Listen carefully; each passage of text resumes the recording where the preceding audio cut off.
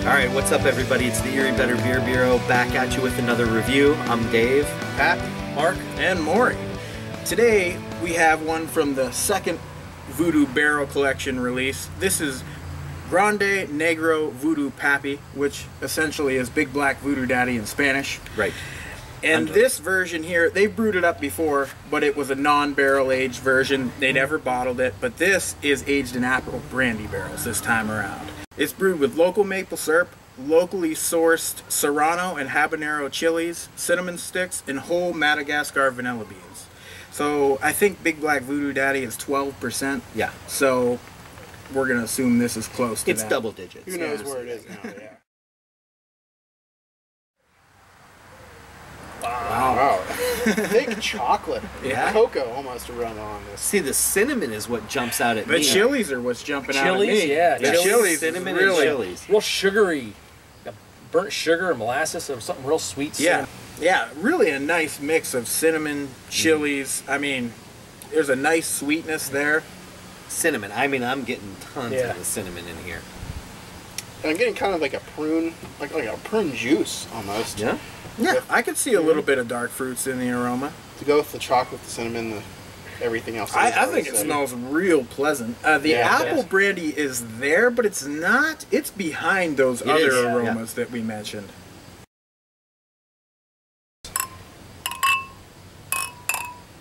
Cheers.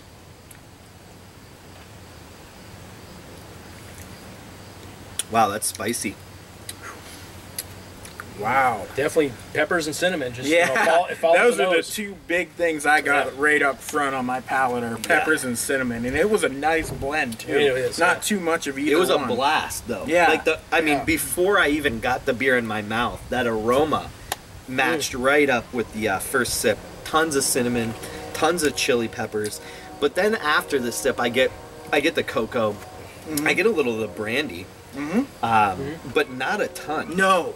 And I like that. The base beer it allows, shines. it allows shines, the base beer to really come through. But there is a solid apple brandy, like from the second half of the taste on into the back end. Yeah, back end. There is a real distinctive, but not in any way overly, assertive apple brandy flavor. It still allows the base beer to come through, but there is a solid brandy flavor after that. It's got some carbonation on it too. does. Yeah. I mean, it's almost bitey.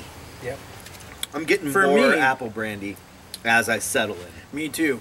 But for me, that bitiness you mentioned is coming from the chilies. The Like, chilies. there's definitely a spice. And There it's is. not like taking over the taste. It isn't but an it's actual there. heat. It isn't No. hot, but you can It's a definitely bite. taste Yeah, the it's a chili. bite A of- little bit yeah. of warmth going It down. I lingers don't know a if bit, that's though, the yeah. alcohol or if that's the chili.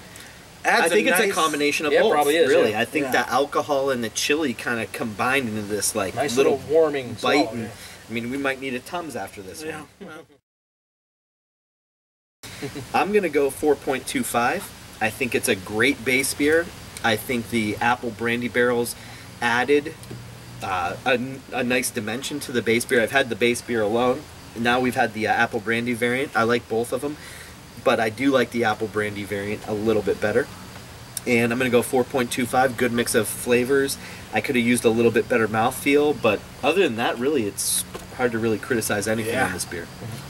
Yeah, I'm actually going to give this beer a 4.5 out of 5. Everyone, well, these guys know that I'm not a big fan of pepper beers, the heat beers, chili flavored beers. However, the boldness is not over the top in this beer. It's strong, but it's not over the top. And the aging on this beer in the Laird's Apple Brandy doesn't overpower the beer, which we have a little bit of in, like, say, the Grand Met. Right.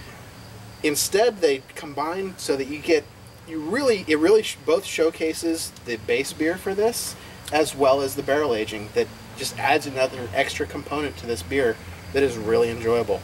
I really enjoy it. 4.5 out of 5.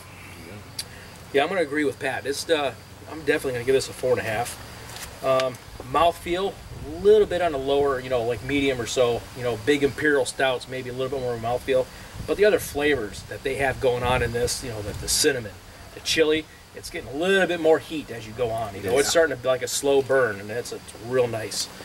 I would give it a solid 4.5. Yeah, and I'm going to agree with Pat and Mark as well. I think it's a 4.5, and I've had, you know, I mean, I might be missing a couple, but I've had Abraxas, Prairie, Hanapu, Mexican Cake, and I really agree with a lot of what Pat said about how the apple brandy flavors in this particular beer, it's complementing the cinnamon and the chilies. It's not overwhelming it at all.